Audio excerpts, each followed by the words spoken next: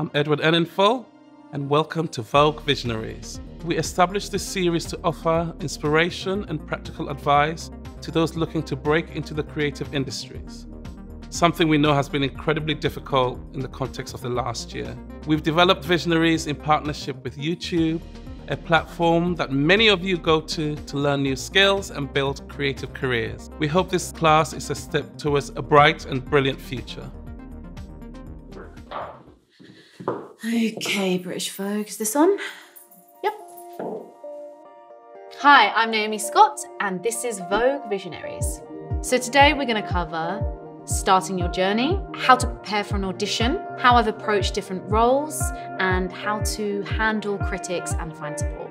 So the class is split into 5 chapters. If you hover over the time bar, you can skip to whichever chapter you want to go to. I am an actress and a singer-songwriter.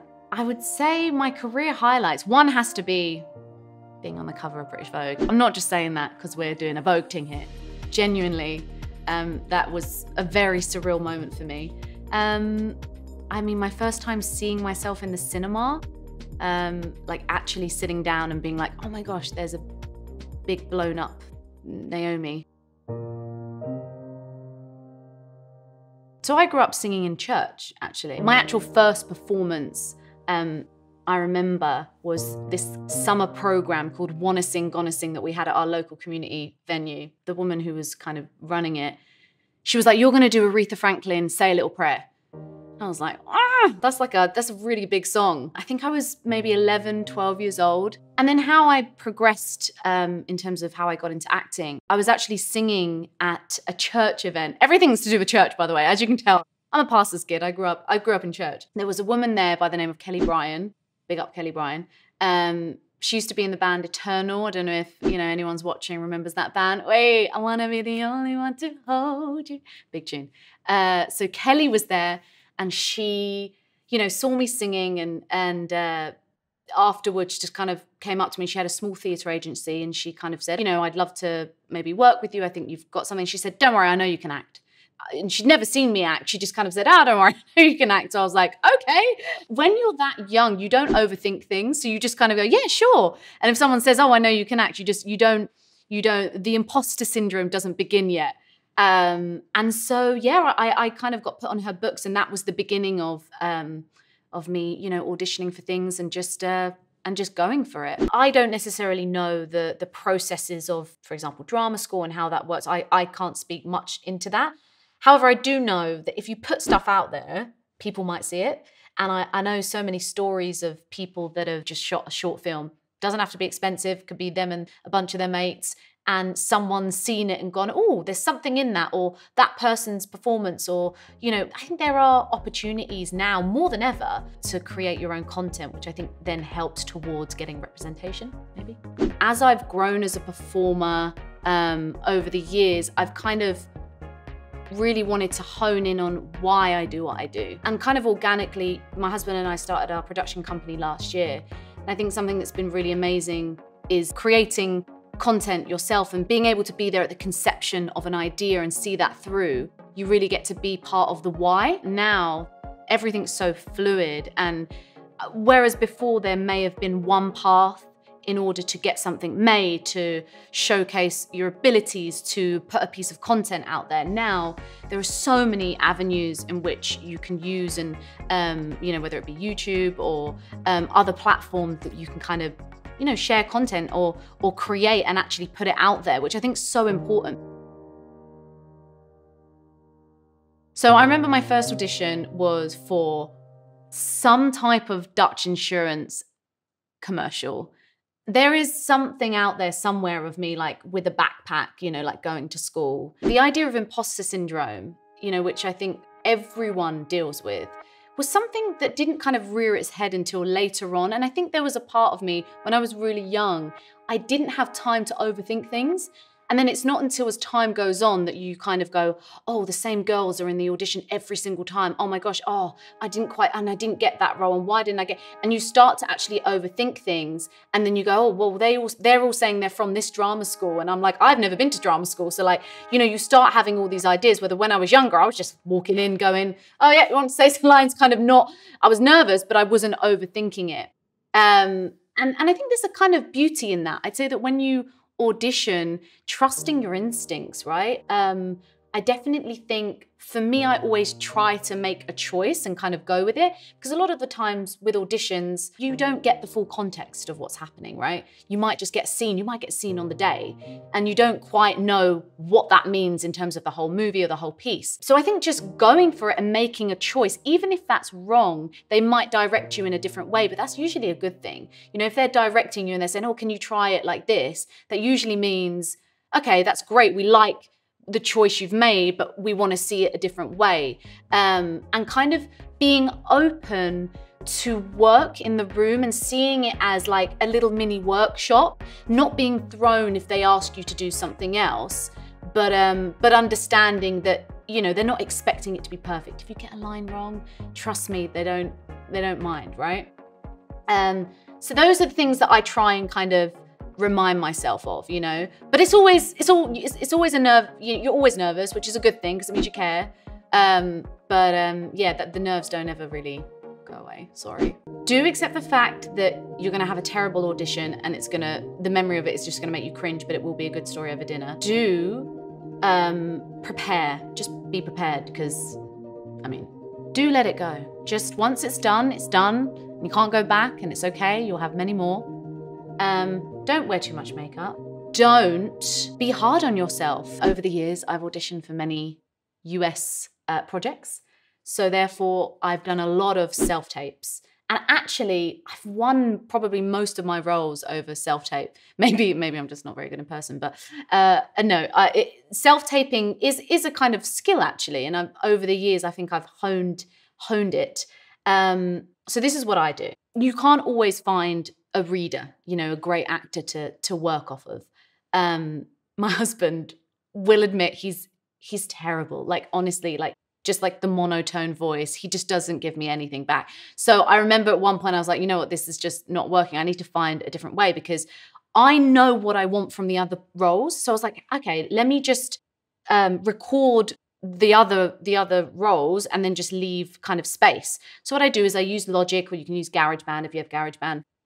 And you can just record yourself doing the other lines, and then you can kind of edit it and just chop it up so that you have the space in between for, you know, the actual character that you're playing. And that way you kind of also learn the lines really well, and you can kind of, you're able to give the performance that you want from the other side, if that makes sense. And I just find this easy because it means I don't have to like wait around for someone to, you know, be available to read with. Yeah, I just set my camera up. I just have like a little flip camera thing. And I just press the space bar and record, and off I go. That's worked for me. I mean, to the point where I remember I auditioned my self-tape for Power Rangers. I literally did like the 5 other characters in the scene. I can't even remember my Power Ranger voices. All I remember is, oh my gosh, there was one that was like really low, and I was like, hey, you gotta get, the world's ending, something like that. And then I was like one like up here where I was like doing this like Valley Girl. Like, it was just all my different American accents that I knew, that I could like think of. But it worked, they cast me. And honestly, it wasn't until like a couple of years later that I was talking to one of the producers, and I was like, oh, you know, that was like all me. And he was like, what? I was like, yeah, like all of the different voices. He had no idea. He was like, oh, I thought you had like all these different people in the room. That works for me. And so I think it takes a little bit of practice, but it just means that you can kind of control it a little bit more, which is, you know, it's nice to have the spontaneity of a human being, of course, but that's not always possible. So this is a way that I can kind of get the self-tapes out. Usually with a self-tape, I just make sure that I have a plain background. Basically, the less distraction, the better. Again, you can't have, it can't be it's never going to be perfect, and that's okay. They're not looking for like you to set up the scene perfectly and it to be this perfect thing. It's just, you know, they want to get an essence of your performance, right? So, so yeah, just I usually do a plain white background, you know, have, depending on what it is, have my hair off my face so they can see my face. It, you know, it will usually be, if I do if there's two different scenes, I might do one a little bit close up, I might do one more of a mid shot just to, you know, change it up a little bit. I feel like there's always a helicopter or something going on like in the middle of my best take. Always annoying. But yeah, just roll with it.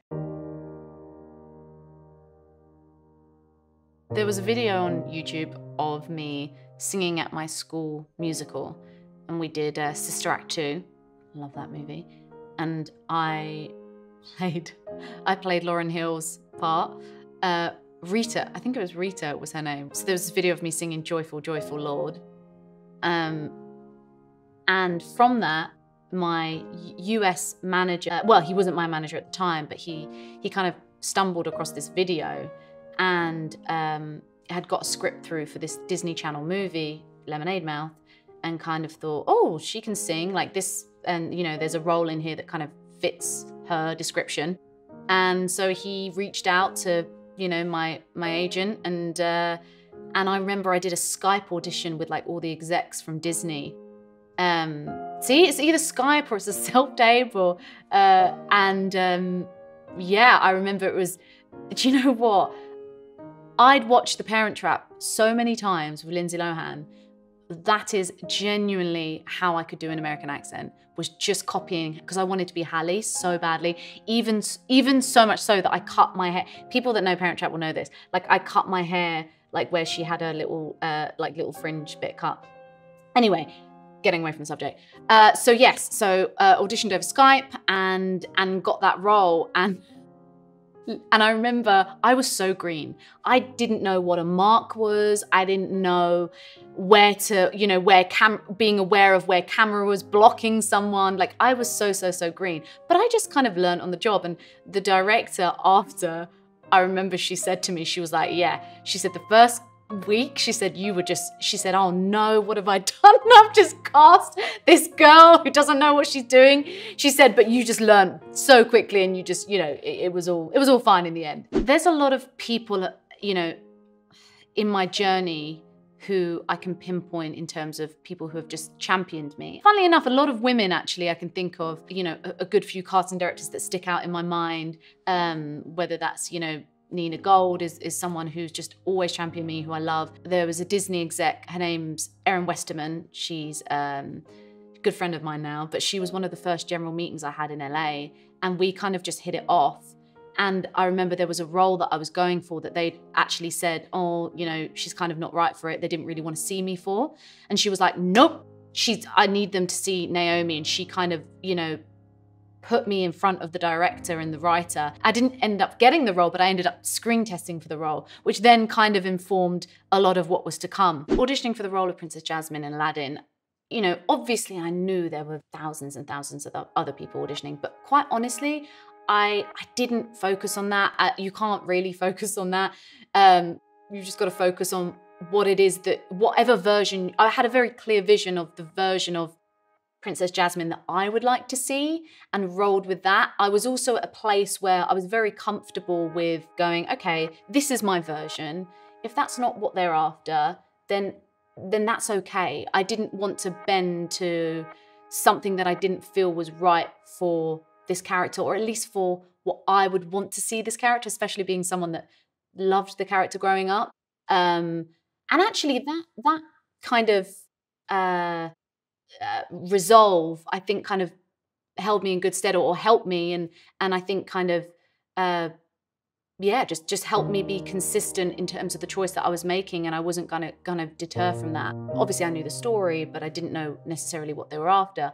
But for me, the scenes that I was given, I kind of just thought I wanted her to be have a quiet confidence about her, and any kind of quippy or witty remark that she made, I wanted to make sure that it came with a sense of control, as opposed to her being kind of mean or just like, oh, I'm smarter than you, you know, which was kind of important to me. I wanted her to seem to be mature. And I know, you know, I guess she's pretty young, right? But I didn't want there to, although there is obviously naivety there in terms of just her journey that she takes, I wanted her to be kind of somewhat mature, especially if she wants to, you know, be a leader. It's kind of like, well, you've got to show that you can be a leader. So that was always in the back of my mind. But again, when you're auditioning, you don't, you know, you pick out a few things, but you don't know the context of everything, so you can't overthink it. You know, you just kind of make a choice and go for it, and that's what I did. I think over the years, I've learned how and when to be assertive. And this is something that takes time. So I also feel like you can't be hard on yourself if you've had experiences where you're like, oh, I wish I said that and I wish I said that. We all do and we all look back, but that's kind of part of growth. I think the most important thing is understanding what you need for your performance and for your work. And again, that takes time. That takes knowing what you know doesn't work and having maybe a bad experience. But, you know, all we really have is the power to say no. Everyone around you, your representatives, they're going to have some idea of where they see your career going or what type of actor or what type of performer they see you as. And they're going to create that in their own mind more if you're not being clear as to who you want to be, right? So you have to be clear and vocal about how you see yourself. And that only helps the people around you and your team to help make that a reality. I think similarly, when you're in situations, you know, on set, and this is really tough, and if you're in a, you know, we've all been there where you feel uncomfortable or you're not sure about something, and, you know, if you speak up, you're kind of made to feel like, oh, you're being a bit difficult. And I would just say, like, it's never going to be as bad as you think. Like, you have to listen to that gut feeling and speak up if you don't feel comfortable. Whatever that backlash is, I guarantee, like, it's just fake, and it's just them in the moment, maybe someone trying to get something out of you because they feel like they need it. But you'd be surprised. People will also follow your lead if you set the tone. But just remember, everyone's had their time to do their job. Like, whatever's going on, they've had the time to set up that. They've had this now, you being on camera or you being the person performing, now it's your time. So you need to, you know, make sure you protect yourself and do whatever it is you need in order to do your job. Oh my gosh, I remember getting that phone call. I was in Berlin and we got confirmation of the British Vogue cover, which it was just mind-boggling, because first of all, I was like, wait, Edward knows who I am? That was like the first thing. I was like, what? So here I was on set for my British Vogue cover, crazy, with the legendary McKnight shooting. It is kind of somewhat acting, I guess, because you're thinking about different emotions that you want to kind of portray. Okay, you give me an emotion and I'll give you the face.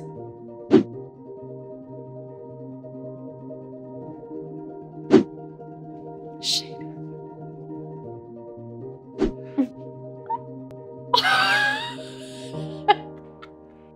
It's kind of the million-dollar question, like, what's your relationship to social media, you know, at the moment? I feel like I get asked that a lot. And there are a few rules that I like to, you know, that I try and stick to. Very simple.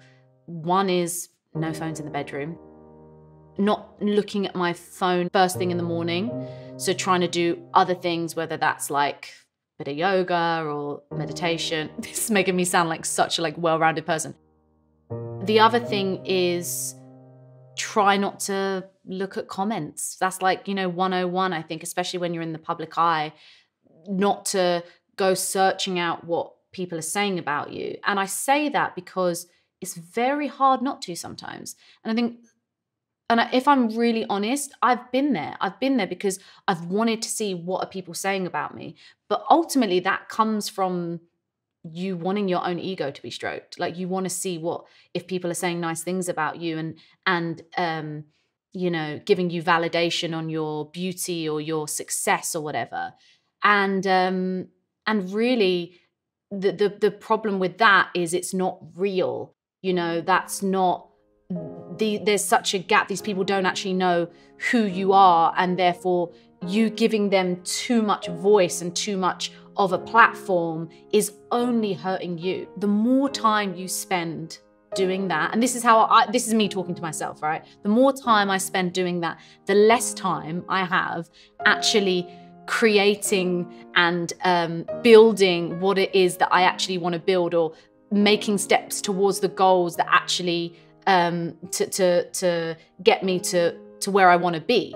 And I think it's ironic that we can spend so much time comparing ourselves with someone on social media, or going, oh, that's what I want to be. And all that's doing is taking away the time that you could be spending becoming the very person you want to be. Individually, how do I silence my inner critic in the moment?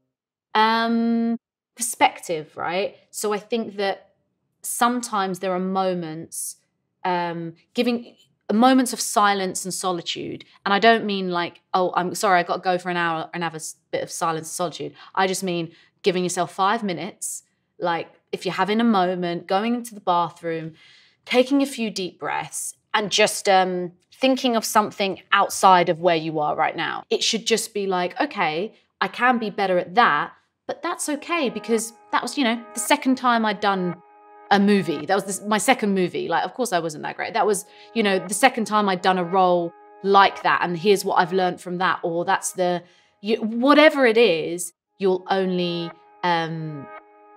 feel more fulfilled when you allow yourself to learn without being so harsh on yourself. It's so important who you surround yourself with, because you kind of become the people that are around you, right? And people that have your best interests at heart will be really honest with you. Maybe not straight after you walk out of the screening. Someone's like, that wasn't your best work. But, you know, someone who can be honest with you, and also be honest when you're making it too much about you, where, you know, you're speaking as if the world revolves around you. Oh, it wasn't great. Oh, I wasn't. And you're getting too into that mode, and you're going into a dark hole. Someone to go snap you out of and be like, hey, you weren't even the focal point of that piece, so don't even worry about it. You know, just kind of giving you perspective. Being an actor, part of that is dealing with rejection. It's tough, but I think over the years, I've really understood more and more that it really isn't personal. I've understood that the most when I've seen behind the scenes, whether that's, you know, whether we're talking about casting things now, in terms of producing things, and understanding that it's never a case of, oh, this person's talented and this person's not. There's so many other factors that go into making either a movie, a TV show, or a piece of content that has nothing to do with you. It's just about how you fit within the rest of the moving pieces. So whether that's they've already cast maybe another lead or whatever, and it you know, they need someone that complements that person, so that they need someone with a very specific energy. Maybe they need someone that, I mean, sometimes it's like just to do with how tall you are. Sometimes it's, you know, there's so many things, but it's very rarely about, you know, your abilities. It's just to do with, you know, that you just didn't necessarily fit in that version of telling that story. And I can't stress enough how it's not personal. Now, I think now as well, more than ever, I actually really cherish all the things I didn't get was such learning and growing experiences for me, that now I look back and I think, oh my gosh, how amazing that I went through that, because I learned so much about myself, or I learned to maybe let go of certain things. So yeah, I think it kind of also informs who you are as an actor, all of those things. So don't ever, I know they're difficult moments in the moment, but don't ever kind of negate how important, you know, those things are for growth, in terms of the rejection. And now also I see every opportunity to audition for something is practice. Whether you get it or not, it's like, oh, cool, I get to play around with a scene. I get to have another go, especially if you're in between jobs and you haven't worked in a while. It's just practice. It's just making you better. So see it like that as well. Notes to my younger self would be, number one, define what success is to you.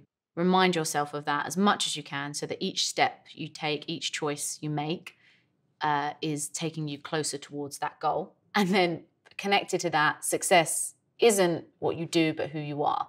And I think, yeah, that's something that's really, really important.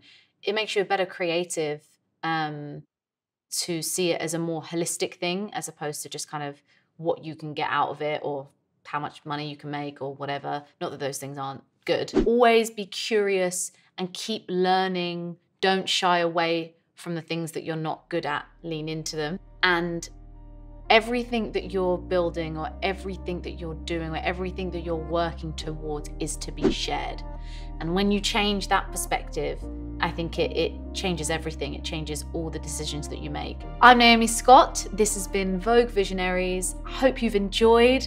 Hope it's helped somewhat. Thank you so much for watching.